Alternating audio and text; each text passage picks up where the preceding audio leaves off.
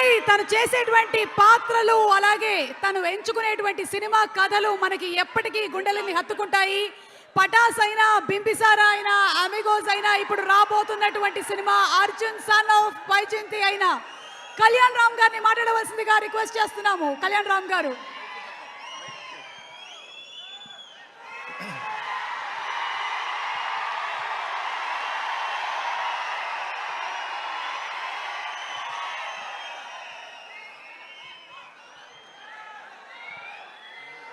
అందరికీ నమస్కారం.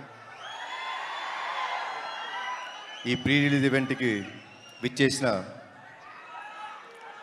Arjun son of Vyjayanthi సినిమాకు పనిచేసిన తోటి నటీనటులకు, సాంకేతిక నిపుణులకు, వివిధ మీడియా మాధ్యమం ద్వారా చూస్తున్న మా తెలుగు రాష్ట్ర ప్రేక్షకులకు, మేము ఈరోజు ఇక్కడ ఉన్నామంటే దానికి కారణమైన మా నందమూరి అభిమానులందరికీ పేరు పేరున నా ధన్యవాదాలు, నమస్కారాలు.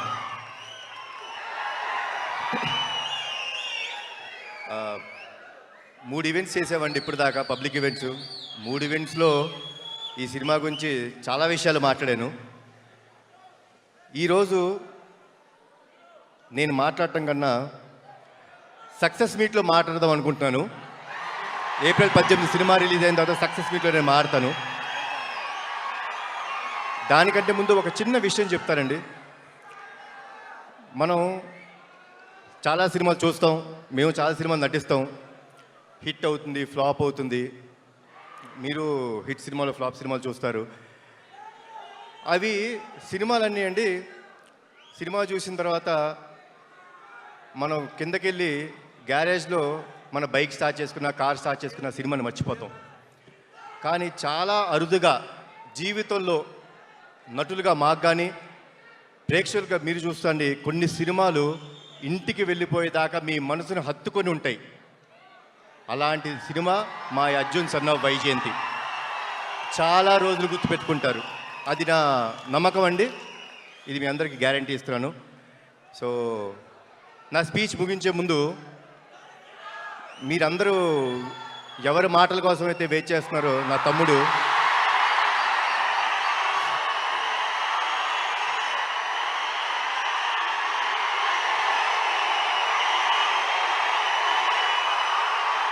నేను తన మాటల కోసమే వెయిట్ చేస్తున్నాను.